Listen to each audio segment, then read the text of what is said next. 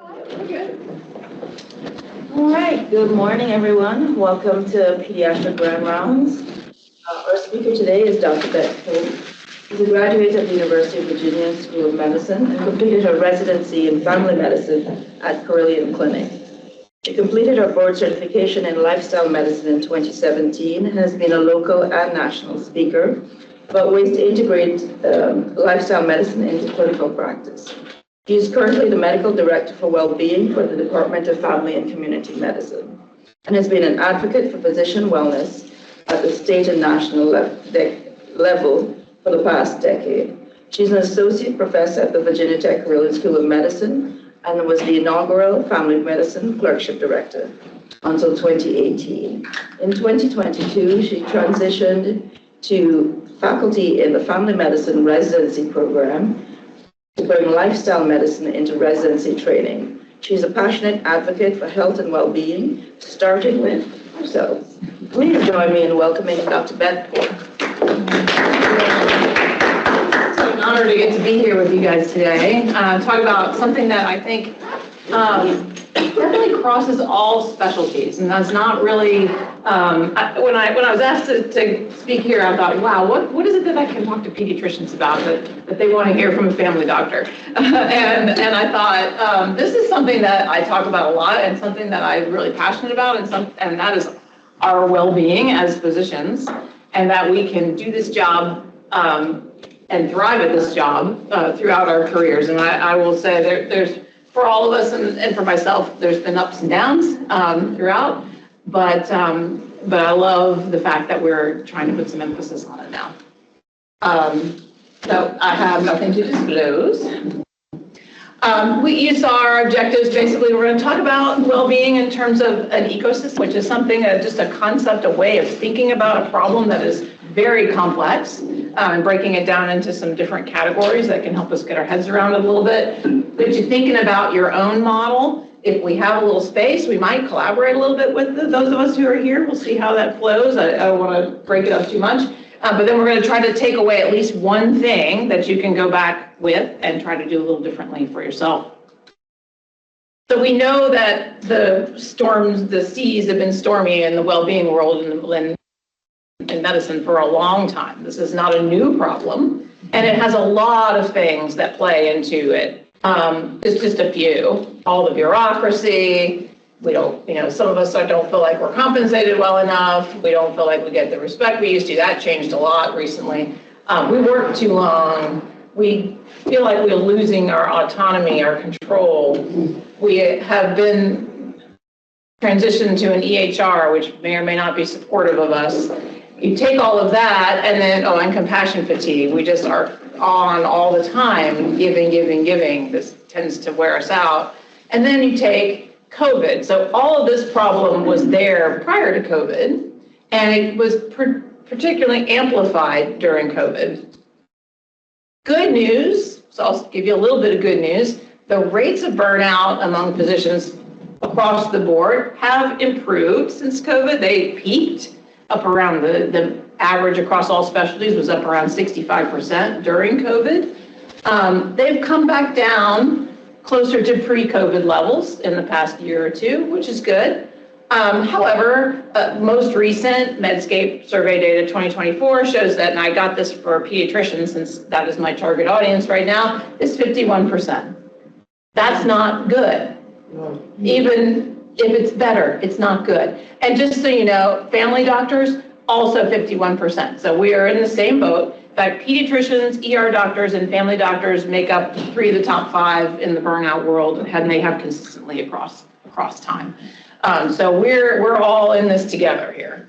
And we know that this whole problem of burnout, we try to put it into like one thing. So like, let's fix this and everything's going to be better. But it is a very complex problem, and it deserves taking it apart and looking at it from a lot of different angles. So this says the family physician ecosystem. I would say this is just the physician ecosystem. This model comes from the American Academy of Family Physicians, which is where I got it from. But all of these things apply to all of us. Doesn't really matter what specialty you're in. And we look at it in different areas. So At the foundation of part of the problem is just the culture of medicine itself. That those shared values, beliefs, and customs that we all were inherited and we all got that sort of lead us down this path. Then we have our individual factors. So how are we taking care of ourselves? What are our personal well-being strategies? And how resilient are we? And then we have the practice level. So that is what's happening at their day-to-day in our practice that's either serving us or not serving us. And then we have our organizational level. So we're all employed by an organization, and all the values and requirements and operations of that affect our well-being. And then we all live and function within the giant healthcare system. And that provides the oversight and governance for what we do, and payment structure, that also has an impact on our well-being. And so we need to think about each of these and how we can sort of start to take them apart. And so we're gonna work our way through them a little bit, but before we go there, just take a minute and think about that list and what rose to the surface for you. Like, which one popped into your head? Like, oh, that one is like something that I really need to think about, and how can I address? And which one might be doing pretty well for you right now? I mean, they're not all necessarily going to be bad for everyone, even though each of them have the potential to be. So just let that kind of percolate in your head as we go through them. Which one is going well? Which one, where could I put some emphasis, or where could I focus? All right, so let's talk about physician culture. That's sort of the bedrock of where we're kind of starting from. And culture in general is that shared values, beliefs, customs, behaviors that are all characteristics of a group. And so it kind of shapes how we communicate with each other, how we interact, how we make decisions, how we problem solve. And we learn this, and it's transmitted down across generations, and it influences all of us. And so physicians tend to be pretty committed to culture, excellence, patient care. We like professional autonomy and responsibility. We got a really high tolerance for stress and long hours. We tend to be fairly resilient as a bunch. We are reluctant to show vulnerability and ask for help. And we identify very strongly with our role. So our role is very tied to our work, and our identity is very tied to our work and our performance. And we're very dedicated, but that can also lead to problems in terms if we're not really paying attention.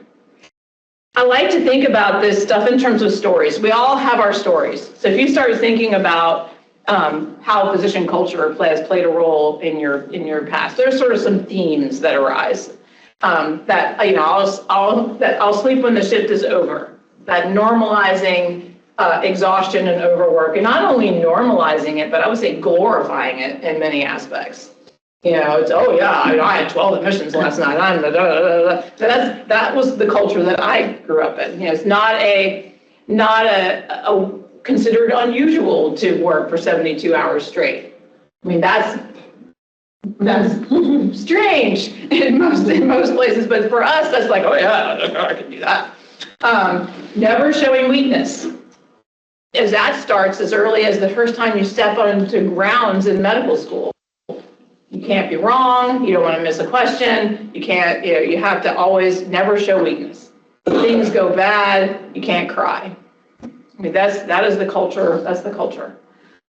Be the hero. We over-identify with our role. So like we have to save everybody all the time, often to the exclusion of everybody else in our lives. We have patients come first, and we let everybody else is like out there. And then there's this just how it is thing. This like we tend to be resistant to change. So when something comes along, we're like, whoa, we're gonna do it that way because that's the way it's always been. Like, and I hesitate to say this, but 7:30 grand rounds? Like, we do 7:30 grand rounds? Like, what? Like, why? Because we always do it that way, right? And we've done this as long as I can remember. Why? So, why do we have 7 a.m. meetings? Because we always have had 7 a.m. meetings. That's also strange. So, there are things that we just assume that this is just going to continue on in perpetuity. So just think about it for a second. Physician culture, what are your stories around that? What has influenced you and how you behave today based on the culture that you were trained in? And all of us have them. So what I really want this to be about, in each area we're going to talk about what can we actually do about it. Like, okay, so that's fine. This is what we have. What can we actually do about it? And is there a takeaway in each of these? So the first thing we need to think about is we need to normalize vulnerability and help seeking. And we need to start that with ourselves, with our peers, and with our trainees and our students. And it's okay that we don't know everything all the time. It's okay that we feel things when things go wrong, and it's okay. We also want to talk about differently what it means to be strong and professional in medicine. To be strong and professional in medicine doesn't necessarily mean you work yourself to death. It means that you actually have a boundary and you can actually go home and enjoy your family life, and that's what it means to be a professional. We want to create more space for human connection. It's good to have everybody here together in a space together, and hopefully we're finding ways to actually see each other face to face. We tend to get isolated, particularly when we are out in practice. I remember days in my office when I would go a whole day and never see one of my partners because we worked on parallel hallways and we just never actually crossed paths, and we're in the same building. And so we need to make an effort to connect and to share our experiences. We need to, as physicians, need to value what it means to be a whole person. So it's important that we're not just doctors, we're also spouses and parents and children and friends, and we have all these other things that are important in our lives, and we need to value that. And then we need to align our systems with our values. So we need to make sure that our systems and organizations are supporting these things as well. And we'll get into that part of it in a second. So as you're thinking about this, what is one thing that you could start doing differently today in this regard? And just let that, what comes to mind for you? So culture is shaped by what we normalize and what we reward and what we protect. The way we think about culture, I'd like to think about culture, one of my colleagues, Dr. Greenwald, and he's one of our fellow Carilions, he says, you either have a culture by design or you have a culture by default.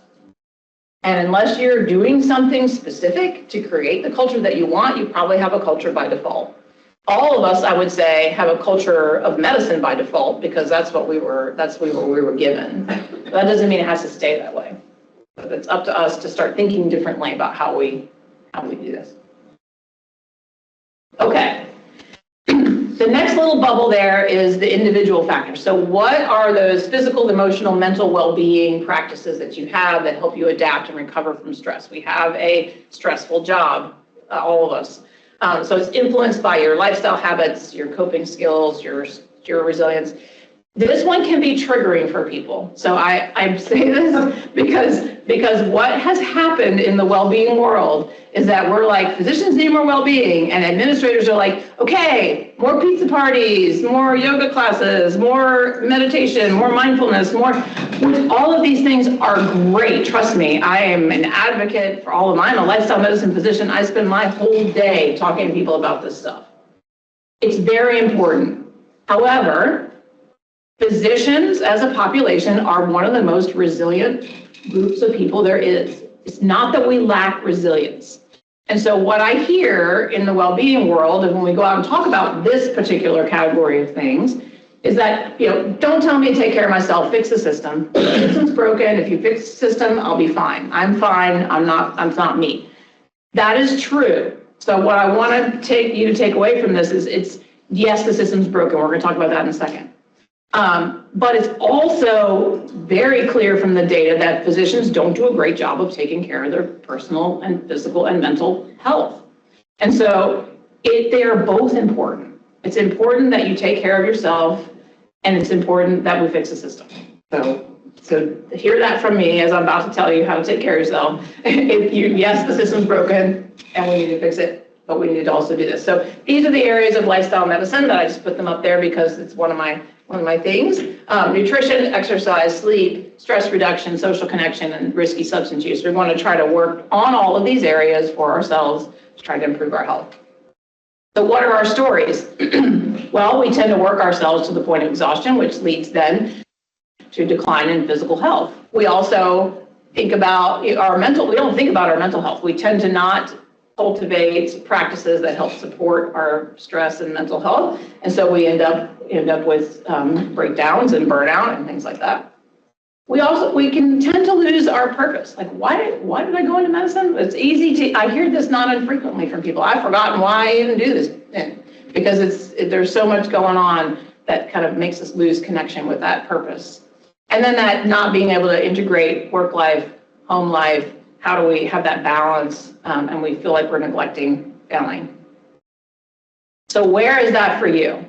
Think about it for a second. Are there aspects of the personal factors that might be something you want to focus on or think about or take forward from here? So what can we do about it? Sleep, movement, and nutrition are sort of the bedrock, the foundation. We wanted to do it another time. I could spend the whole hour talking about what you could be doing for yourself in each of these areas to help improve your own physical and help your physical well-being. But they are foundational, and we need to start thinking about them as how can we do this for ourselves. Same thing with things like mindfulness and stress management. They are also critical tools. I use them every day in practice. They are very important for us to continue to be able to keep ourselves grounded and to be able to do the work that we do and not let it take a toll on us. Connecting regularly with purpose and meaning, very important. One thing I've done, I don't know, you guys probably have similar things, over the years, people give you cards or give you pictures of their kids or whatever. I have a whole folder in a cabinet in my office that sometimes when things are like what's going on here? I'll open that thing, pull out one of them and read something, and it just feels good to remember oh yeah, this is why I do this job. I do this job because of them. Having some boundaries. Being able to separate from work, being able to go and say no to things, don't always agree to do every committee, everything, even though there are good reasons to do some of those things, to be mindful of how you're spending your energy. And then we need to normalize help seeking, so that it's okay for us to go and seek mental health help and other kinds of help when we need it. One of the things that we've done in our department, and it kind of crosses the first two categories that we've talked about. One of the initiatives we noticed a few years ago that a lot of our physicians either weren't taking all of their vacation or were not taking, they were taking vacation, but they were continuing to work on vacation. Because, with signal data, I don't know if you guys know, we can track you can be tracked for what you're doing on Epic anytime, 24/7. We know exactly when you're on your Epic in the middle of the night and all that. We know all that. So we know that people were doing Epic on vacation. And why was that? It's a little bit of culture of medicine. It's a little bit of this kind of stuff, not taking care of ourselves. It's they don't want to sign out their in-basket to their partners because they don't want to overburden their partners who are already working really hard and have to do one more thing is a lot to ask. There's also a little bit of that nobody else can do it as good as me, so I'm just going to continue to do it. There's a little bit of I don't want to take vacation because the coming back to the in-basket is going to be so horrible, it's not even worth it to me to walk away from my in-basket because what I get when I get back is just a mess. So what we've done in our department is we now have a separate team that you can sign out your in-basket to when you're on vacation. So we have a separate team of docs and APPs who cover people's in-baskets while they're on vacation. So it's not put on their partner. They can sign everything out to them and walk away from it for a week. And we're getting better uptake on vacation and time away because of that. So it's thinking strategically, okay, how can we address something that we're seeing that is affecting our personal well-being of our providers. Okay. So what's one thing you could do differently? If there was one thing you could think about right now, that's something I could do today, tomorrow, next week that can help my personal well-being. So it's our attitudes, our habits, our actions. They play a critical role in our well-being. And this is the one area of all the areas that we're going to talk about that you have the most immediate effect on. You can help you quicker than you can do any of the rest of these things. So this is the one area where you have the most impact in the shortest amount of time. All right, so let's talk about the practice. So we are all functioning in some level within some sort of practice setting, whether it be a hospital or an office or somewhere. So how well that is designed and how well it functions, and to have a supportive clinical atmosphere and sustainable atmosphere is critical to how satisfying our work is for us.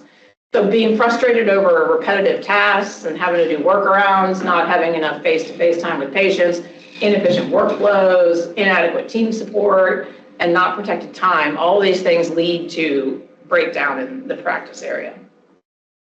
So what are the stories around this?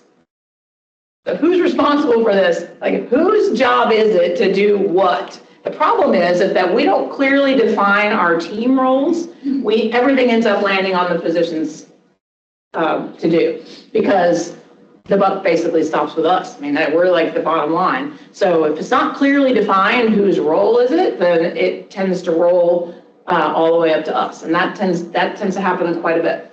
So team culture, that in basket, the avalanche. If there aren't structures around how messages get routed and how things get done within a practice, it again lands on us, and our in baskets can become very unmanageable very quickly. And then scheduling.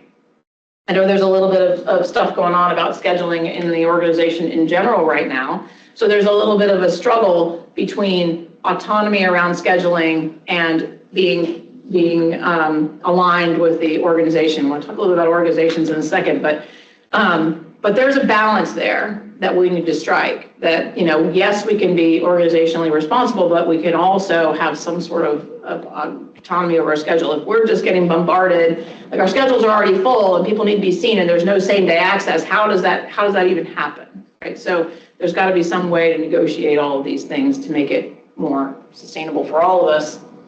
And then if we have an EMR that doesn't function well, or we don't know how to function well within it, if we're not good at it, we can be overwhelmed by documentation pretty quickly. And so there's lots of different stories we all have there. So think about yours. What are your stories around how my practice is functioning? Is it supporting me? Are my teams working well? So what can we do about it? Team-based care. So this is a thing in family medicine for sure. I assume most practices think about this the same way. We try to define roles. We huddle with our teams in the morning before an office session, so we kind of know what's going to happen that day, who's going to do what. We assign responsibilities. So we structure it so we're all functioning as a team. Pre-visit planning, this may be something that I don't know if the pediatric world is the same as in the family medicine world, but we look ahead, so for people who are coming and like who needs what service and start to do some proactive planning around that stuff. In basket management, we come up with protocols. So one of the initiatives in our department has been to try to figure out how to manage in basket MyChart messages. I don't know how frequent MyChart messages are in peds, but in family medicine, we are inundated with them. It's not uncommon for a doc in practice to have, 20, 40, 50 of them a day. I mean, that's not, depending on the size of the panel, that's not uncommon.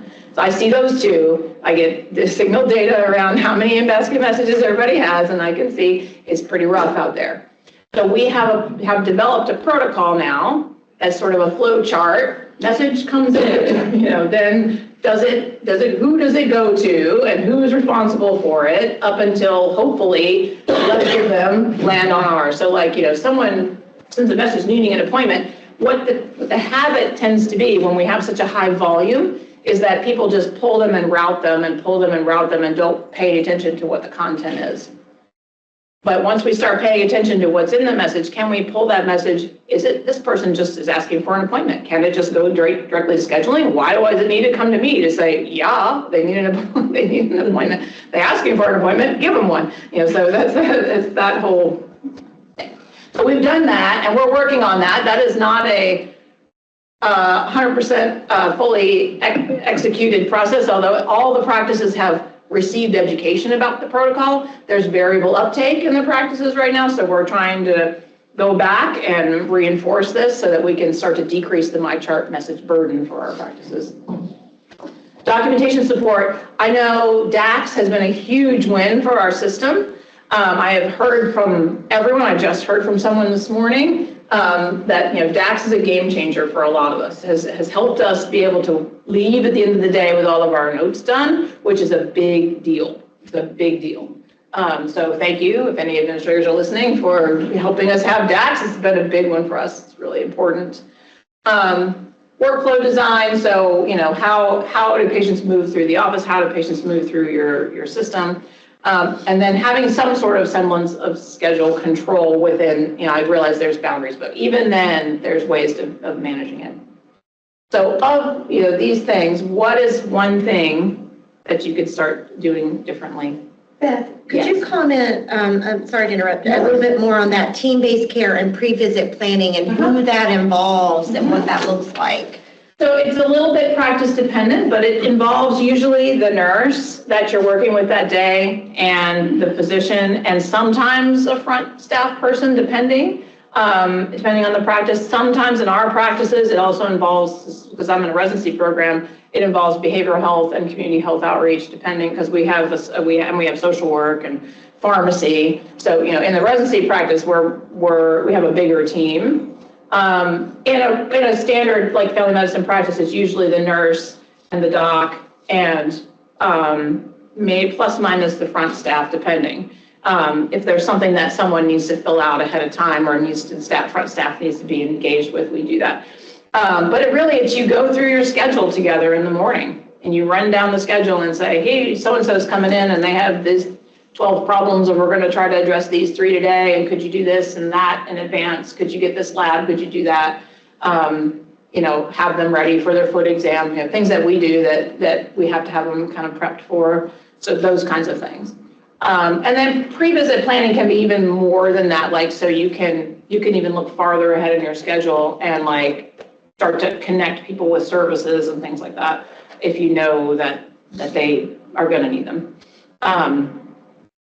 Yeah, but that requires bandwidth, and you have to be able to be in a place where you can look ahead. And many of us end up in a place where we're just flying by the seat of our pants. So it's okay.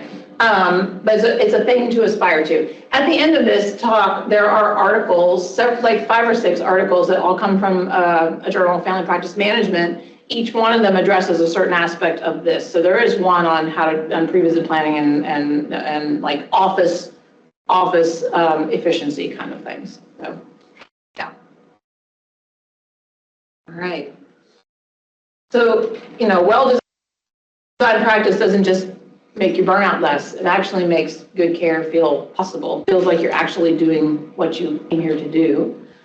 And so it is important. I think physician well-being is intimately tied to how well their practice functions. Because if your practice is chaotic, your well-being is chaotic, and that is just a fact. So this is a moment that I was hoping that we would have more than a couple of people here, and we do. So if you could find a buddy next to you, we're going to spend just a couple of minutes, and you can be more than 2 or 1 or 2, and just reflect on these first 3 areas: physician culture, personal well-being, practice well-being. What is one thing that you could do, and just share with each other, what is one thing that you could do right now? You're in the office and you have a buddy nearby, and you don't have a buddy, not you in your practice right now doing this, maybe write them down on a piece of paper. Just what could you do? What is one thing? What is one thing I could do differently right now? What could I do? As an individual, not for your practice. I like the team. All right, did everybody get a chance to say something? Yeah, everybody? I don't team like that. I want to cut everybody off really quickly. So one of the beautiful things about having people together in person is to actually be able to hear each other's voices and hear each other's ideas. And these are things that require, these are things we can't do on our own. We have to do these as a team. So appreciate y'all taking a second to do that. And hopefully out there, even if you didn't have a buddy nearby you or one of your partners wasn't around listening with you, maybe you wrote something down that you guys can talk about over lunch or something. Because these are conversations that we need to start having with each other so that we can start supporting each other in this work.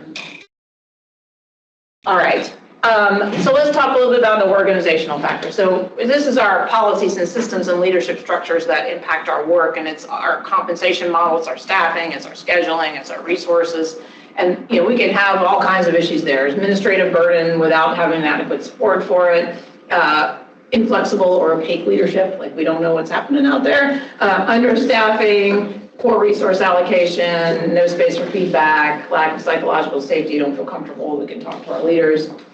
What are those stories around that?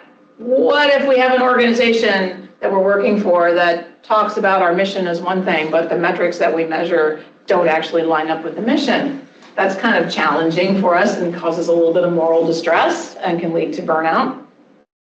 What if we aren't staffed well enough? We're constantly having staffing shortages. That creates this whole hamster wheel that we're on because we're trying to do all the work for the people that we don't have. What about an EHR that might not be the best, well-designed, or we have an upgrade that happens that goes horribly wrong, or something that we do something that just adds to the burden instead of helps us? Or what if we're not investing in our well-being, our personal development, our leaders don't seem to be invested in that? Those are all stories that we could have from our organizational level. So how about you guys? We all function within an organization. What do you think about that? And what is it, is there something there that we could think about in terms of how can we start to address this at that level? And what can we do? So we do need supportive leadership. I would say, having been with this organization now for pushing 30 years, that we have had more leadership engagement around well-being than we ever have, that our current leadership does care, and that it may not always look like it every moment to moment. However, they are invested in it in a way that we never have been before. We actually have a Chief Wellbeing Officer, Lisa Urich, who is one of our pediatric ER doctors, and she's crosses from the medical school and into the Carilion proper as the Chief Wellbeing Officer for both, and so that has never been a thing until recently. So the fact that we do have at least the ear of the leadership in a way we never have before. We need transparent communication. We need to know what we're up to and what our plans are and what's happening. I think we are getting better at that. Sustainable workload expectations. That, are we able to do the work that we're being asked to do? Are we able to access mental health services in a way that we are not afraid that it is going to somehow impact our professional health in some way, where it's not going to impact our job? So we have access to that. There are policies that are in place to hopefully help move us more in that direction. And are we being equitably compensated? And do we have a clear path for advancement? Do we know what's going to happen? How's this going to go? These are all really important. So what is one thing you could do differently? I will say that the way I have approached this one throughout my career is to try to become involved in some way with the leadership. So I've done all kinds of roles over my tenure. I've done organized medical staff roles. I was on the executive committee of our department. I've been a lead physician in my practice. Now I'm doing this well-being thing. And so the point there is to be in the conversation in some way. Does that mean you have to take on another role? No, but it does mean that it is important to show up to the meetings, at least some of the time. Show up to the once a year whole department meeting or the organized medical staff meeting if you're part of the hospital staff. That's important to be there so you can, one, know what's going on, at least more so than you wouldn't if you didn't, and maybe be able to contribute your voice to it in some way. And it feels like one more thing, but it actually makes a difference in the long run. So to that end, I'm making a plug for our AMA Wellbeing Survey. If you have not done this yet, as a physician or an APP in our organization, please take a minute to fill it out. I know it can feel like we survey all the time and nothing seems to change, but I promise you we are listening to this data. Some of the initiatives that we've done in our department have come directly from this data. Things like we just started after hours call coverage on weekends for all of our providers. So we now have APPs and RNs that take weekend call for all the providers across our whole family medicine footprint, which is 200 plus docs. So we are taking this stuff seriously. And so if you haven't answered it, please answer. It doesn't take that long to do, and we really value your input. Our organizations are the soil in which physician well-being can grow or where it can wither. And it's up to us to try to get our voices heard as much as we can. I mean, again, not everybody has to be the leader, but just participating is enough to help. And then last but not least is the healthcare system in general. This is something that is in turmoil right now, as you know, but it seems like it always is. Recognizes that physicians are not just shaped by their local clinic or their local hospital or health system, but these larger societal forces that exist out there, our policies or public perceptions and global health trends, all kinds of things that can impact us. Things like healthcare policies and regulations, how the public views us, public trust and expectations, health equity, social terms of health. Those are things that we all see every day in our practices. Workforce trends, people leaving the workforce, technological and bureaucratic burdens and legal pressures are all just part of this milieu. So what are the big themes? That the way we're paid is a big theme. The payment models and RVU pressure, the hamster wheel, like we call it. Like we're driven by that. We have all these extra regulatory things that we have to do. So lots of things that we have to click on, and the EMR have nothing to do with patient care and have everything to do with satisfying somebody down there so we can get paid for it. What about the malpractice and legal pressure, legal fear that we practice under, that we're managing? And then something that I didn't come along in the Marcus Welby era where everybody, revered their doctor, but my goodness, did it change our relationship with patients changed significantly during COVID, significantly, in palpable ways, I think. That, I didn't expect them to be revered, but to be reviled is a whole other thing. And it was hard, to go through that with patients and feeling all of that while we're trying to help them as best we can. So that our public perception of physicians is a big one in the last 5 years, I would say, more so than it ever had been. So think for yourself, what's your story around healthcare system and how it affects your well-being? What's impacting you personally around that right now? What do you think? And then what can we do about it? Well, we can advocate for policy change as much as we can. Some people really like to do that stuff. So if you like to do that stuff, reach out to your politicians and do those things. Like, not all of us is that their jam. It's not my jam. But some people like to do that. Use your voice and your platform. If you like to write letters to the editor, if you like to write your senator, if you like to do those things, do it, please. Get on your social media, do all those things that you like to do to advocate for us. Support improvement projects. So when things come along, like we're about to have some nice CMS regulatory changes around some ways we're paid, support those things and try to get on board with those things so that we can hopefully see some real change. Join and support your professional organizations and movements who are doing this for you. This is how I tend to approach this because I one time went down to the state capitol to lobby with the Virginia Academy of Family Physicians, and it was for me, it was a very uncomfortable and very not fun whole thing. So I don't really want to do that. But you know what I can do? When the American Academy or the Virginia Academy sends me an email that says, click this button and send something to your senator so you show your support. I just click that button because you know what, they got my back. So I'm going to push that button and send off my letter, and there you go. I'm doing my what little part that I can do to help push that things along. So those kinds of practices are things you can do. Mentoring change for the next generation. I think this is one thing that I think all of us could do well is not just continue to propagate the same system that we've grown up and lived in, particularly around physician culture and all these norms.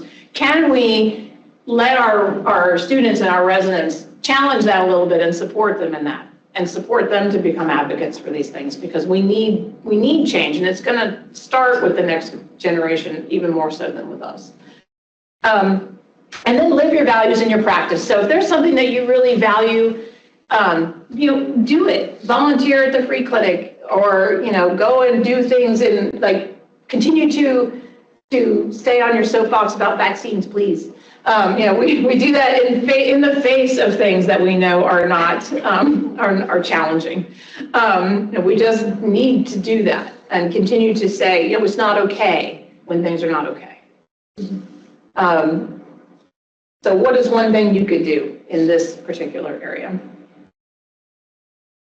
This or your organization. Yeah. So in the interest of time, let me say this first. Physicians are not just workers in the system, we're stewards of it. It is imperative upon us to at least pay attention to this. Doesn't mean you have to spend all your time doing it unless that's your passion, but at least pay attention to it and do the little pieces that you can in order to help. A thing that seems huge and way outside of our control, at least we can have a little bit of agency there. All right, this is good. It's supposed to be another breakout, but we're running out of time, and so I want to make sure there's time for questions. So think about, if you want to talk to a buddy later about what you could do in these areas together, maybe, or work on a project together around it. So I still have hope that the seas will calm and things are going to get better for all of us. We're going to feel grounded and connected and balanced and efficient and appreciated and healthy and happy and thriving. I think it can happen. I encourage you to choose one thing. I told you a lot of things. There's a lot of things. And this, like I said, it's a very big, complex, challenging problem. So don't feel like you have to, what do they say? You eat an elephant, one bite at a time, right? So one bite at a time. Find one thing that you can do differently for yourself, and then when you feel like you've got that one, you can add another thing. It's not about trying to boil the ocean, right? We're going to try to do this one thing at a time. And I would encourage you to be together. Do this with other people. This is a program that was developed by Dr. Greenwald, who's one of our organization, and this is a free thing where you go, you find a buddy, and you go sign up, and then every week you get an email reminding you to check in with your buddy. And there's a little more structure to it than that, but it's basically really just a way to continue to foster peer connection. It's really with our peers that we're going to be able to make a difference here. It's our peers who really understand what we're doing and what we're trying to do, and it's just so invaluable. I've been part of this since the beginning when it was a pilot. And I still check in with, I now have like 4 buddies because they tend to accumulate over time. But we check in by text. It's just literally a text on Monday. Hey, how you doing? Hope you have a great week. Like, that's it. And sometimes there's longer periods of time we set aside to get together to really catch up and talk about what's happening in our lives. But really just having that connection. I will say during COVID, one of my buddies and I, every day at the end of the day, she's also in practice here in town. At the end of the day, we had a practice where we would text each other one good thing that happened that day. And it could have been anything, like anything. Like, I enjoyed my sandwich. That was the best thing that happened to me today. It could have been anything. Like, we were just like, we were going to end the day with one good thing in the midst of complete chaos.